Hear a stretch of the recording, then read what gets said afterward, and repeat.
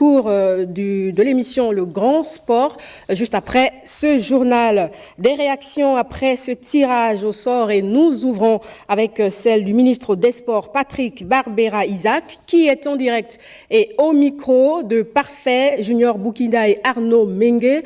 Parfait, bonsoir. Vous êtes avec le ministre des Sports pour ses premiers mots sur cette actualité. Bonsoir à vous, Chérel. C'est un réel plaisir d'ailleurs de faire intrusion dans votre 20h pour décortiquer justement cette actualité. Je suis juste avec le ministre des Sports, donc Monsieur Patrick Barbera-Isaac, et je vais directement m'adresser à lui. Monsieur le ministre, on vient à peine d'assister à ce tirage au sport avec le Gabon qui est dans un groupe F avec la Côte d'Ivoire, le Cameroun, sans oublier également le Mozambique. Votre point de vue à chaud. Bon, avant de vous donner mon point de vue, permettez-moi d'abord de féliciter notre sélection nationale pour sa qualification à la 35e édition de la Coupe d'Afrique des Nations qui débutera au Maroc en décembre 2025. Vous aurez noté que l'absence du Gabon à la précédente édition qui s'est déroulée en Côte d'Ivoire, le Gabon n'y était pas.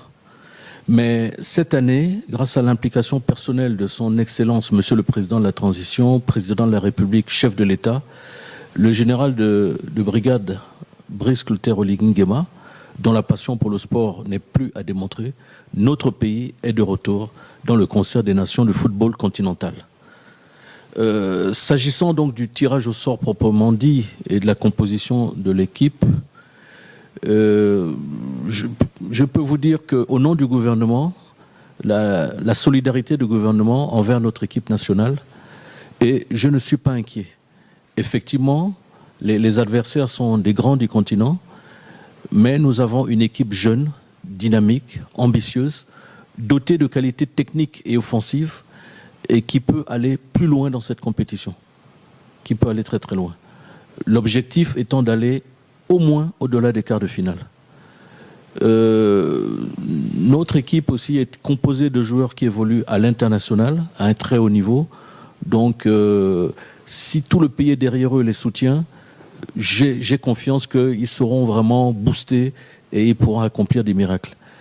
Donc, la tâche ne sera pas facile au regard de la composition du groupe, car personne n'y est venu par hasard, mais dans le football, tout est possible. Toutefois, le ministère que je représente prendra toutes les dispositions pour garantir une bonne préparation de notre équipe nationale. Clairement, vous avez quasiment tout dit, Monsieur le ministre. On va se séparer certainement avec votre mot de fin.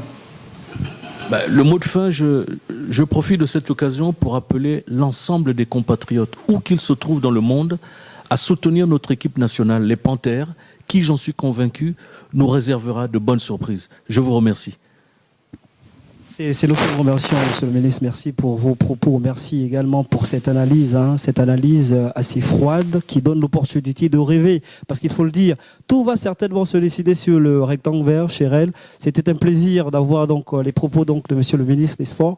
On va donner rendez-vous aux téléspectateurs dans quelques instants seulement pour l'émission Grand Sport. Entre-temps, on vous laisse donc dans ce JT de 20h.